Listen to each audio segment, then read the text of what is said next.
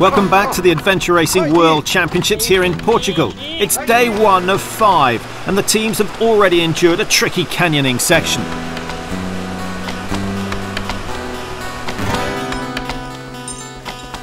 It's literally early days though, and the teams are still moving quickly and haven't yet succumbed to the local pace of life.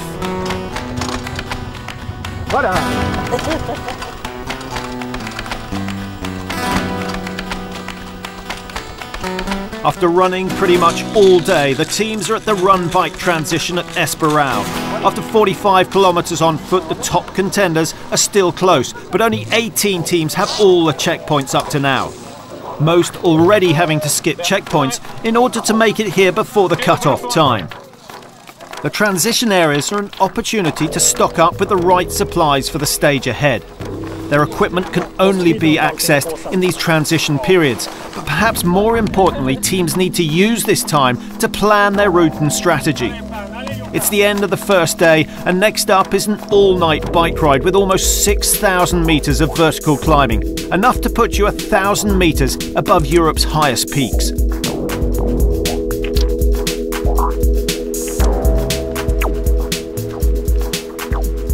After a short spell in the lead, Sweden's Lundhags have all the checkpoints and are now in third, with Helly Hensen also going well and chasing them into the mist. It's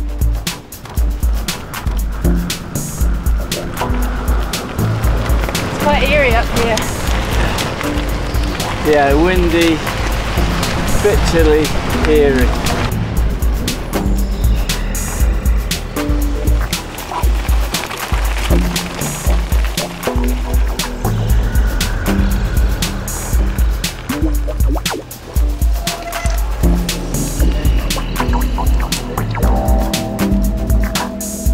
Many of us consume about 2,000 calories a day just existing.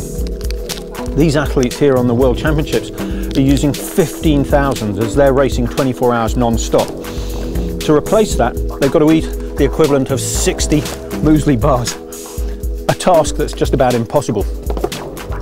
And therefore, they're just having to rely on their body fat to burn, and most of the athletes haven't got a lot of fat around, so there could be 1 or 2 casualties before the end of the race. At 4:30 AM, Helly Hensen finished the epic ride and rolled in. Yeah, it was unbelievably tough. It was just non-stop, up and down, just relentless. I mean, it was just no flats. So we've just done, you know, endless amounts of climbing, and it was tough, and quite a bit of hiker bike as well. So, you know, you've just done 45k on foot, and then you just followed up with pushing your bike as well. So it was pretty hardcore actually. We had a bit of a shocker, which cost us like half an hour. So we ended up getting into the middle of bloody Narnia and was taking our bikes through the middle of nowhere. So there's no relief though. The pressure is on, and the man who's described as Helly Hensen's secret weapon is concerned about a cut-off point 11 hours and 65 kilometres away. 40 kilometres of which has to be done on foot across Portugal's highest mountain range, followed by a 25-kilometre bike ride to reach the River Tagus at Barco. Well, I don't think we're going to make the paddle, but we'll see how it goes. My understanding is if you don't do the paddle, you do a run. Tom's done his homework. Looking ahead and forming a strategy is vital in this race, and teams must reach the town of Barco by 3:30 in the afternoon to begin a 20-kilometre whitewater kayak section, which will take them downstream to Barroca. After all the trekking, it'll be a welcome rest for the blisters. If you miss the cut-off time though, you'll be sent by foot to Barroca instead, a morale-sapping, blister-bursting hike through the mountains.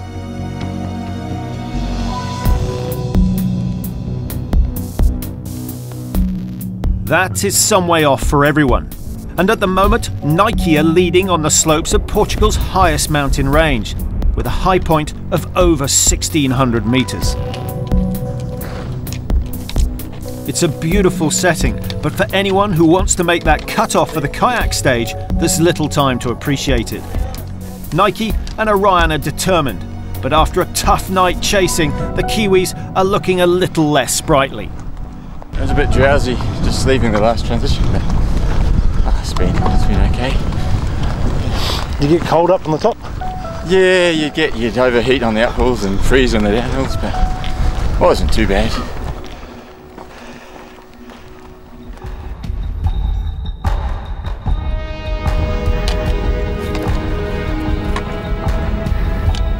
Soon Orion and Nike are trekking together, and there are no navigational problems for either team as they march through the mountains, showing Caesar's troops a thing or two about how to deal with this terrain.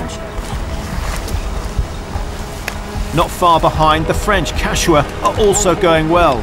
Their captain was an Olympic cross-country skier for Canada and seems to be missing the tools of his trade.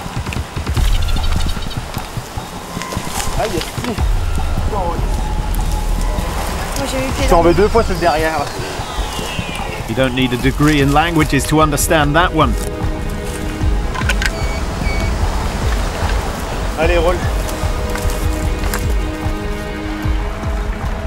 Helly Hensen have less time to make the cut-off for the kayak stage and are now looking less sure of themselves. Otherwise we cross back over and see if it's better just over there. But if we get past this first bit, it looks better. 2 hours behind Nike, they're losing more time here.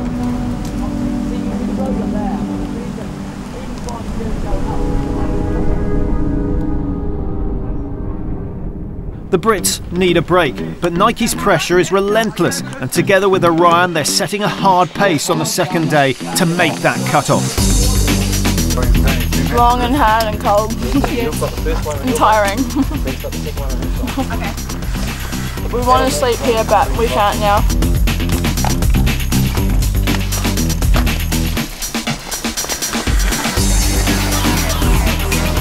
The effort pays off and the fastest teams make it to Barco in time to make the next 20 kilometres sat on top of a kayak instead of running. As a further bonus, the locals have prepared a morale-boosting feast for the leaders.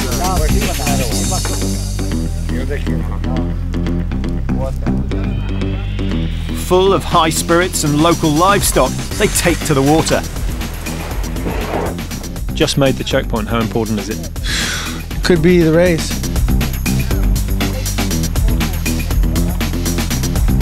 And whichever way you look at it, it's certainly a much-needed rest for their feet and the lower body.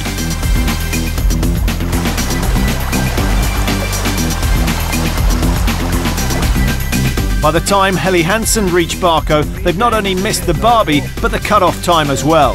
They now face another foot section instead of 20 kilometres of current-assisted paddle on the River Tagus.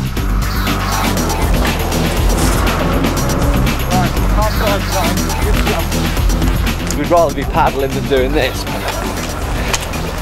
You know, we were just never going to make it, so that's fine. The sun is setting on the second day of the race as they set out, but they're not the types to chuck it in or lose hope.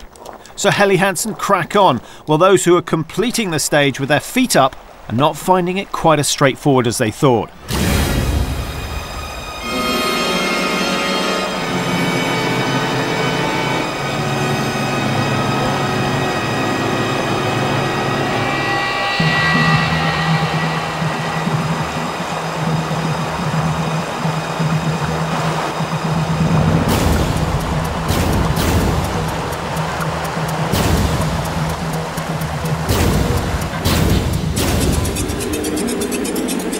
And as it gets darker, all this just gets harder. Here's Nike at this checkpoint.